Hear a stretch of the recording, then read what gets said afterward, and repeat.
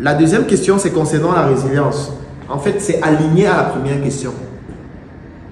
C'est aligné à la première question. Et là, je vais toujours prendre un exemple qui est simple. Et je vais revenir à la Bible, parce que quand on parle de la Bible, les gens comprennent mieux. Dans la Bible, on dit souvent que si tu prends par exemple une graine et tu la lances dans la terre, avant qu'elle ne pousse, qu'est-ce qui se passe? Elle meurt d'abord, elle pourrit. D'abord, pourquoi on parle même dans la terre? Parce que quand on parle dans la terre, vous allez dire, mais est-ce que nous sommes dans la terre pour voir? Prenons un exemple simple. Lorsque vous prenez un produit, vous préparez dans la marmite, vous mangez une partie. Ensuite, vous laissez l'autre partie dans la marmite pendant 2 jours, 3 jours, 4 jours, 5 jours, 10 jours. Qu'est-ce qui se passe? Ça se gâte, n'est-ce pas? Mais quand ça se gâte, qu'est-ce qui se passe? Quand vous regardez, qu'est-ce qu'il y a dessus? La moisissure, ce sont des êtres vivants. Est-ce qu'on est d'accord que la moisissure, ce sont des êtres vivants? Est-ce qu'on est d'accord que les asticots, ce sont des êtres vivants qui se nourrissent de ces aliments qui sont morts ou alors qui sont gâtés, qui sont périmés? Donc vous voyez que la mort entraîne une nouvelle vie qui n'est pas de la même nature, mais qui est une vie aussi. Parce que si ces aliments-là n'étaient pas morts, il n'y aurait pas eu d'asticots, il n'y aurait pas eu de champignons, de moisissures et tout ça. Est-ce qu'on est d'accord là-dessus? Alors, si vous voulez être résilient, vous devez accepter qu'il y a une partie de vous qui va mourir. Pour que vous puissiez renaître, pour que vous puissiez revivre différemment. Vous devez accepter qu'il y a une partie de vous qui va subir la douleur. Une partie de vous qui va subir les chocs. Mais ça fait partie du processus. Est-ce qu'il y a des gens qui font la course de fond ici? La course de fond, un peu comme les gens qui courent 2 km, 5 km, 10 km, 20 km. On appelle ça la course de fond. Moi, quand je faisais la course de fond, il y a un phénomène qui se produit toujours quand tu fais la course de fond. Quand tu commences à courir, les premiers kilomètres, tu es extrêmement fatigué. Tu es très fatigué, tu as les muscles qui te font très mal, tu as la respiration qui veut te tuer et la seule chose que tu as envie de faire, c'est de t'arrêter. Mais il y a un miracle qui se produit. Ça veut dire que si tu réussis à traverser cette étape-là, après tu ne ressens plus rien. Tous ceux qui ont déjà fait la course de fond, ils savent ça. Moi, j'ai fait la course de fond, c'est ce qui se passe. Les premières minutes, quand tu cours, tu es extrêmement fatigué, tu respires, tu n'en peux plus. Et du coup, la seule chose que tu as envie de faire, c'est de t'arrêter, que mais Dieu va mourir. Et quand tu réussis à traverser cette étape-là, tu as l'impression que tu ne ressens plus rien du tout. Ton corps avance seulement.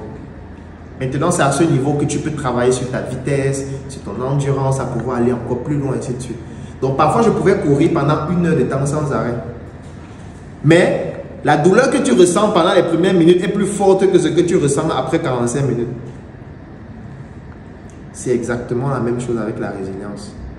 Ça veut dire que, et là on entre un peu dans la spiritualité, je vais prendre encore une image avec un artiste que j'aime beaucoup qui s'appelle Malox. C'est un ami que j'aime beaucoup. Et Malox dit ceci: ce n'est pas parce que tu ne cherches pas la femme des gens qu'on ne va pas chercher ta femme.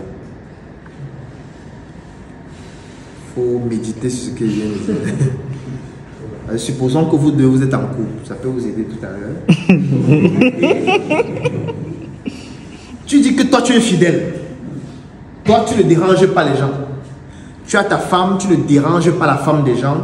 Ta femme, c'est vraiment ta femme de cœur, tu te consacres à elle à 100%.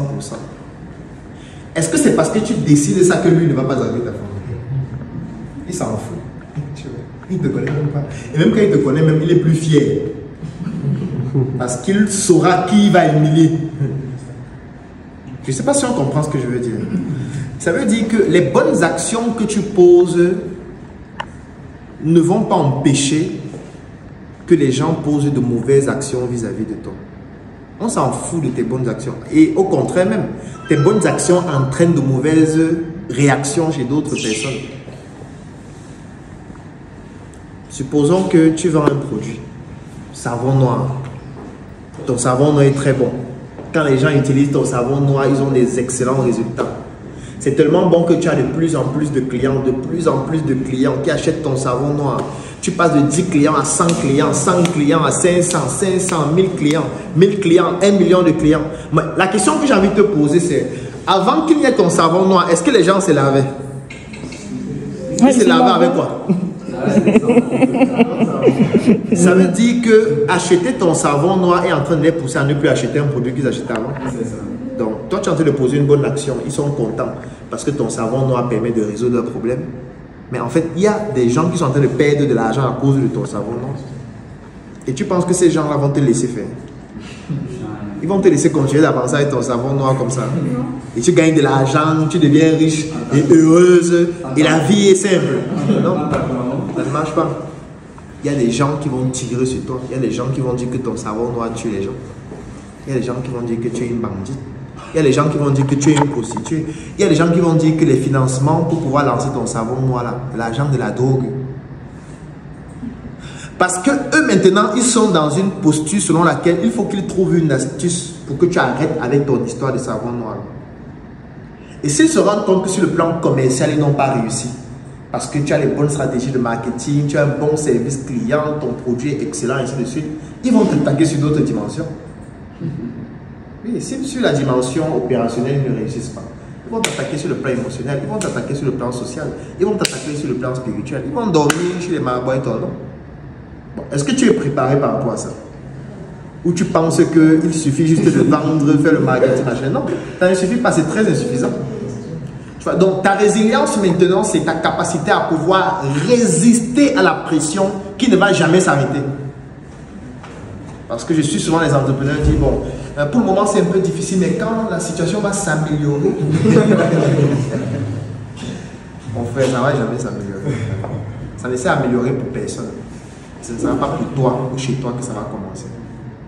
Ça ne veut pas dire qu'il n'y aura pas des moments où tu gagnes plus d'argent, mais cet argent que tu gagnes plus là sera toujours associé à des chocs à la même hauteur ou parfois même supérieur à l'argent que tu gagnes.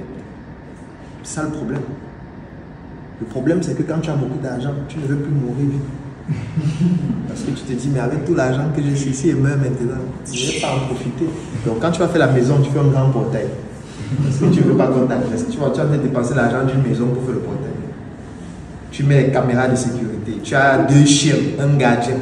Rien que le budget de ta sécurité, là, ça peut nourrir une ville. Au Burkina Faso. Mais ce n'est pas terminé. Quand tu achètes ta voiture, il faut que tu te rassures qu'il y a 4 airbags. Quand on prépare la nourriture, tu as toujours peur. Est-ce que ce n'est pas empoisonné? Est-ce que, machin, tu vois, tu vis dans une psychose totale.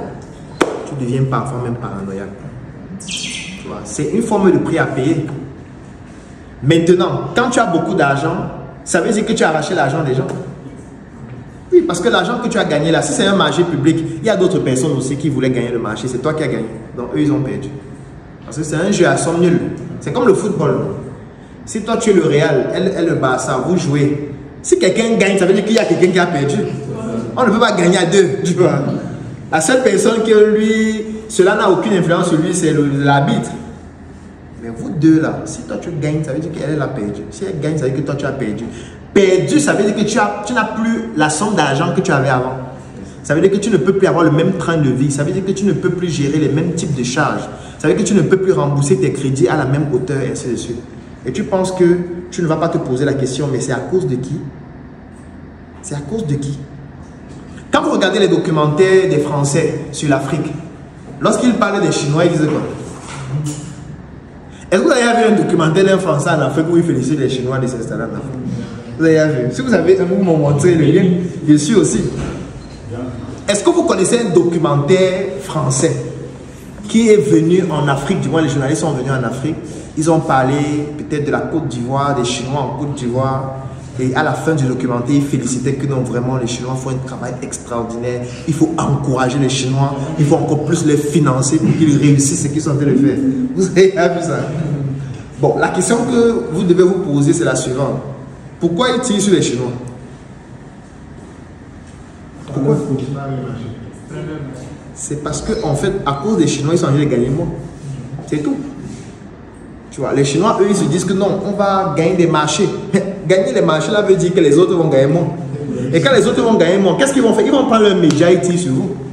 Ils vont jouer sur leur lobbying pour que vous ne puissiez plus continuer d'avancer. Mais pourquoi tu penses qu'à ton niveau, ce ne sera pas pareil? À ton niveau, ce sera pareil. Et à ton niveau, ce sera même plus grave. Parce que dans la famille, il y a quelqu'un qui était le plus riche de la famille. Toi, maintenant, tu es très performant, tu deviens le plus riche. Tu vois que lui, il est content. Il va se dire que, mais attends, le petit là, il veut nous montrer quoi? Donc, il veut nous montrer que c'est maintenant lui le plus puissant de la famille. Au point où, quand quelqu'un meurt, c'est à lui qu'on envoie d'abord le programme.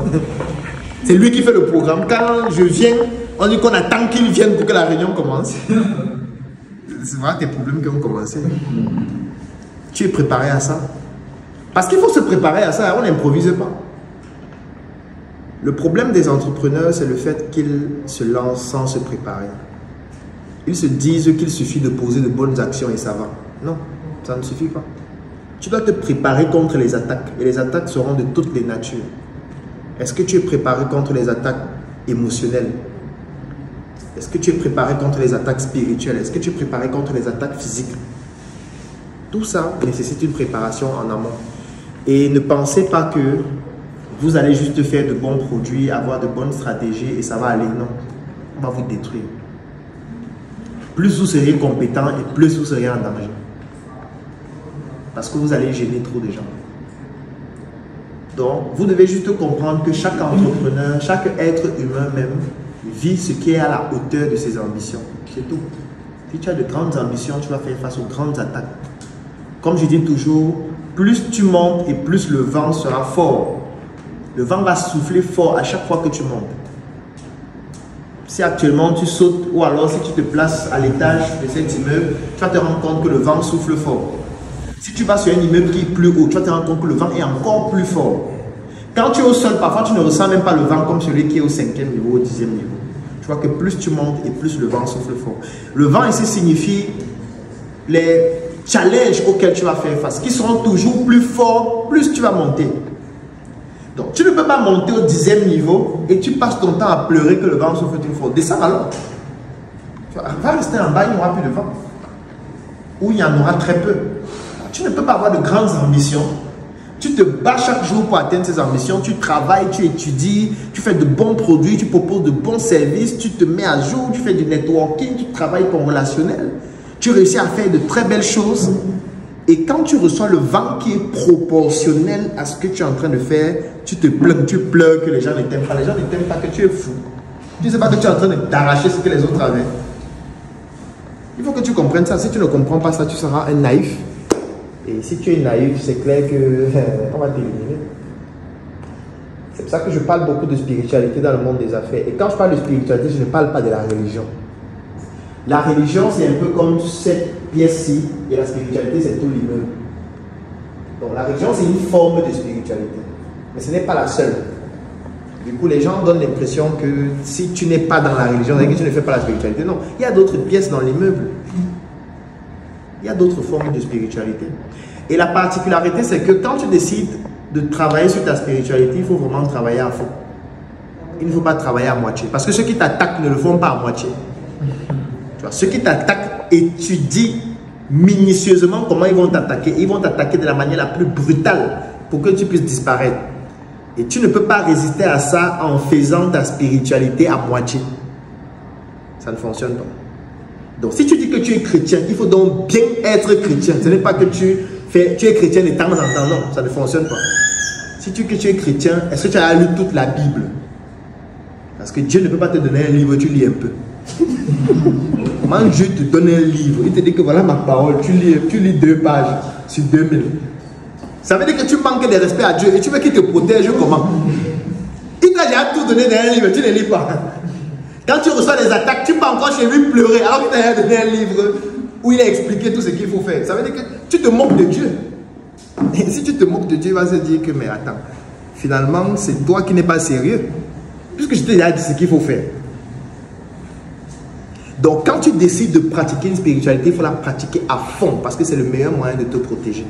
Maintenant, il y a beaucoup d'autres techniques pour pouvoir augmenter sa protection. Et ça dépend de la spiritualité dans laquelle on est. Peut-être on va en parler en détail demain. Donc pour dire que quand je parle de résilience, moi je ne considère pas ça réellement comme de la résilience. Je considère ça comme les étapes indispensables du parcours de toute personne qui a de grandes ambitions. Tu vois, ce qu'on va dire de moi, ça change pas sur moi. Toi, tu es là, on ne se connaît pas. Tu viens dire que oh, tu es un bandit, tu es un voleur. Qu'est-ce que ça change sur ma vie? Rien du tout. Moi, je sais où je vais. Moi, je sais ce que je fais. Moi, je connais l'image que j'ai de moi-même. Moi, je connais la paix que j'ai à l'intérieur de moi. Toi, tu es où? Tu es qui dans tout ça? Rien du tout. Du moment où je sais que ce que je fais est aligné avec l'identité que j'ai et l'ambition que j'ai, tout ce qui se passe autour, j'en ai rien à foutre. Mais rien à foutre ne veut pas dire qu'on se protège pas. Attention. Parce que ne dis juste pas que tu t'en fous et puis tu baisses la garde. Si tu baisses la garde, on t'abat. Donc quand je dis qu'on s'en fout, ça veut dire que tu es préparé à pouvoir faire face à ce type d'adversité-là, soit en les évitant, soit en les ignorant, soit en te défendant. C'est de ça qu'il s'agit. J'ai produit une vidéo dernièrement où je parlais des hommes. Et dans cette vidéo, je disais que, et là peut-être ça va un peu toucher les femmes qui sont dans la salle, mais j'en suis pas désolé. Les hommes, leur problème est très grave. Bon, tous les hommes qui sont pauvres n'ont pas ce problème. Donc si un homme qui est pauvre, ça ne le concerne pas ce que je vais dire. Si tu es un homme et que tu as un statut social moyen ou élevé, tu auras trop de problèmes dans ta vie. À cause des femmes. Pour une raison qui est simple. C'est que je ne connais pas une femme qui est passionnée par les pousseurs. Je ne connais pas. Je ne connais pas une femme qui rêve de sortir avec un vendeur ambulant. J'étais à Adjamé tout à l'heure. Je ne vois aucune femme qui rêve de sortir avec un gars qui vend les t-shirts à 22 h. Je ne connais pas. Toutes les femmes veulent sortir avec un monsieur qui a une belle voiture, qui a sa belle maison, qui est un cadre dans une entreprise, qui peut l'amener au restaurant, dans un glacier, qui peut financer ses projets. Toutes les femmes rêvent de sortir avec ce type d'homme. Sauf que ce type d'homme, c'est 1% des hommes. Puisque tous les hommes, la plupart de monde souffrent. Combien de vous, vous avez les villas, vous avez les grosses voitures, vous avez un bon travail, vous touchez 5 millions par mois, nous sommes très peu. Il y a très peu d'hommes qui respectent ces critères-là. Ça veut dire que s'il y a 10 hommes et 10 femmes, les 10 femmes-là recherchent 2 hommes sur les 10. Parce qu'ils sont les seuls qui respectent les critères qu'elles recherchent. De temps en temps, elles vont aller chez les pauvres pour avoir des sensations fortes sexuelles. Parce que ceux qui ont aussi les moyens là, parfois, ils ne travaillent pas leur sexualité, ils ne se forment pas sur le plan sexuel. Donc du coup, parfois, il y a des lacunes à ce niveau. Mais pour elle, c'est un détail. Parce qu'elle peut aller chez le pauvre de temps en temps pour le faire avec ton argent et elle revient après. Bon, selon toi, quand vous êtes 2 et qu'il y a 10 filles qui veulent vous avoir, qu'est-ce qui va se passer? Et chacune des filles veut être monogame, bien commun. Toutes veulent être monogames, bien commun. Donc tu as 10 filles qui viennent t'attaquer. Elles n'attendent pas que tu viennes draguer, elles t'attaquent. Puisqu'elles savent que vous êtes peu nombreux. Et que du coup, la compétition est brutale. Donc si elle attaque, ce n'est pas la probabilité que tu viennes vers elle, dire que belle marquise, je vais t'épouser, trop faible. Donc elle va attaquer. Attaquer, ce n'est pas qu'elle va forcément te courtiser. Attaquer, c'est que voilà, elle va s'habiller d'une certaine façon pour attirer ton attention. Attaquer, c'est qu'elle va te regarder d'une certaine façon. Attaquer, c'est que si tu travailles dans un endroit, elle va se battre pour toujours être proche de là. Attaquer, c'est plusieurs choses différentes. Ce sont même des posts sur Internet, ce sont des statuts visés, ainsi de suite. On peut attaquer de plusieurs manières. Bon, si elle se rend compte que tu es déjà en couple, tu es déjà marié, tu vois qu'elle va faire quoi? Mon ami, tu vas boire beaucoup de remèdes dans ta vie. Parce que tu penses que le remède que le médecin t'a prescrit là, c'est le seul remède que tu bois. Non, tu bois beaucoup de remèdes. Il y a beaucoup de remèdes que tu bois sans savoir. Il y a le savon que tu utilises là, il y a les remèdes dessus, tu ne sais pas. Le thé que tu as bu le matin avant d'aller au travail, il y a les remèdes dessus, mais tu ne sais pas. Le drap sur lequel tu dors, il y a les remèdes dessus, mais tu ne sais pas. Dans ta maison, il y a les remèdes, mais tu ne sais pas. Si tu te lèves un jour, tu fouilles toute ta maison, tu vas te rendre compte qu'il y a les remèdes partout. Dans ton sac, il y a les remèdes, tu ne sais pas. Parfois, même sur tes vêtements, il y a les remèdes, tu ne sais pas. Bon, après, je ne suis pas en train de stigmatiser les femmes. Il y a des femmes aussi qui font des choses extraordinaires. Et parfois, c'est le contraire. C'est-à-dire, parfois, c'est la femme qui a les moyens. Et l'homme se dit que, mais attends, on ne trouve pas ce genre de femme tout le temps. Il faut que j'utilise les remèdes. Je voyais un documentaire l'autre jour où on a attrapé un monsieur au cimetière qui partait prendre le fémur d'un mort pour fabriquer un remède avec. On l'a attrapé avec le fémur en main. Et on intervenait en visage caché. On lui disait que tu vas utiliser ça pour faire quoi? Il dit que c'est pour fabriquer les remèdes pour envoûter. Oui. C'est sur YouTube, ce n'est pas moi, c'est quelqu'un qui raconte. Il est dans un cimetière. Bon, il va envoûter qui, selon vous? Un pauvre. Est-ce que vous avez entendu qu'on a envoûté un pauvre? Moi, je ne connais pas un pauvre qu'on a envoûté. Sa pauvreté l'a déjà envoûté, donc on n'a pas besoin d'envoûter une deuxième fois. Il est déjà envoûté par la misère, donc pas besoin d'exagérer encore. C'est toi qui es un cadre dynamique là qu'on va envoûter. C'est toi qui es une femme charismatique, qui a un beau projet, qui gagne de l'argent, qui progresse dans la société. Les hommes vont t'attaquer. Tu penses que ça va se passer comment? Déjà que les femmes vont s'attaquer entre elles, les hommes vont s'attaquer entre eux, mais en même temps ils vont t'attaquer toi. Est-ce que tu es protégé par rapport à ça? Est-ce que tu es même conscient de cette menace? Parce que parfois tu n'es même pas conscient. Parfois tu te dis que non, tu es juste mignon, tu gagnes de l'argent, ça va, c'est tranquille. Mon ami, le tranquille que tu dis là, c'est au cimetière, que ça va se terminer. Parce que tu auras tellement bu de remèdes que tes reins ne vont plus tenir. Donc tout ça, ce sont des menaces auxquelles font face. Parce que quand tu dis que tu es entrepreneur, ça veut dire que tu veux devenir riche. Je me dis, hein. La plupart des entrepreneurs, à un moment donné, ils veulent quand même gagner beaucoup d'argent. C'est vrai qu'on a une catégorie d'entrepreneurs qui le fait juste pour survivre, qui le fait juste parce que n'ayant pas trouvé un emploi décent pour pouvoir gagner de l'argent et le font juste par obligation. Mais les entrepreneurs, en général, sont des personnes qui ont de grandes ambitions, qui veulent réaliser des grandes choses, donc qui veulent gagner beaucoup d'argent. Donc ils sont en train de tendre vers les 1%. Donc ils vont être attaqués brutalement. Donc la résilience, c'est tout ça, c'est-à-dire c'est de faire face à toutes ces attaques de toute nature. Et si tu n'es pas préparé, vous êtes fatigué? Ah, ok. Mais il est quelle heure comme ça? Est-ce que quelqu'un est fatigué? C'est ça la résilience en fait, globalement. Hein, globalement. C'est être préparé à faire face à toute forme d'attaque. Si tu es préparé à ça, mon frère, je ne vois pas ce qui va t'arrêter. Rien du tout.